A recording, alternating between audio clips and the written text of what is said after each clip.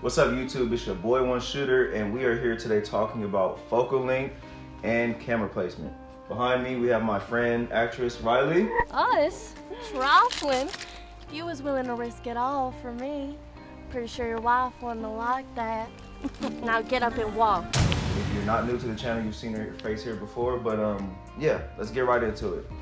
So here we have the Blackmagic Ursa Mini Pro with the Rokinon 14mm on there. And we just have her framed up with the full shot. As you can see, we have our camera right next to our key light, which is our Aperture 300X. And this is the first mistake that I see a lot of people make. Obviously, there's no rules to filmmaking, but there are guidelines that you should follow.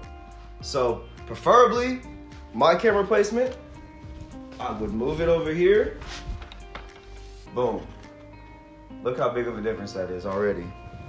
It's not flat, you see shadows, there's just dimension in her face. It's just nice. And what they call that is a far side key. You always want to shoot into the shadow side of your talent's face. Like I said, it's not a rule, but it's a fundamental guideline to follow, and it works. Like, as you can see, the image just looks way better with the far side key. And yeah, that's really the basis of our camera placement. Always shoot into the shadow side of your talent. So now that we've talked about camera placement, let's get into focal length. I have a scene set up here with Ryley, and it's going to consist of 3 different shots. It's going to be the full shot, the medium close-up, and a close-up. With this scene, we're only going to shoot it with the 14mm just to show how it looks if you only use one focal length. Then we'll go through the scene again and change it from the 15 to the 50 to the 105, I believe, for the full, medium, close-up, and the close-up. So let's jump into the first scene and see how that looks. Hello? Hello? Who's this? Who is this? You called me. Okay, you're right. So you really want to know who this is? Yeah?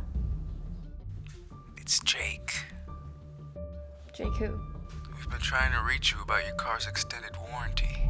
Alright, so that's what it looks like with the 14mm only. And yeah, we'll talk about it more after we see how it looks when we change the focal length. But now we'll go into the scene and see what it looks like with the 14, the 50, and the 105. Hello? Hello? Who is this? Who is this?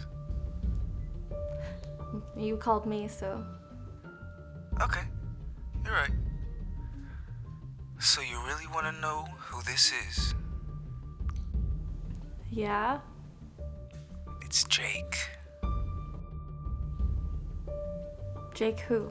We've been trying to reach you about your car's extended warranty. Okay, so now as you can see, changing your focal lengths gives you a very different feeling, a very different look, you know, when it comes to just the overall image and your actors or your talent's face. So as you can see here in the side-by-side with the 14mm and the 85mm, you see the 85 doesn't distort the face like the 14 does. And that's why you don't want to use a wide lens for a close-up. It's just not ideal unless that's what the scene calls for. There are occasions where that does happen, but 90% of the time you're not going to be doing that. That's not what you want. You want a longer focal length for a close-up shot, because if you're doing a close-up shot, you want to be in your actor's face. There's something that they are saying or feeling that you want to see, and you're not going to really feel that with them with a wide-angle lens 2 feet from their face. It just doesn't, it's not flattering.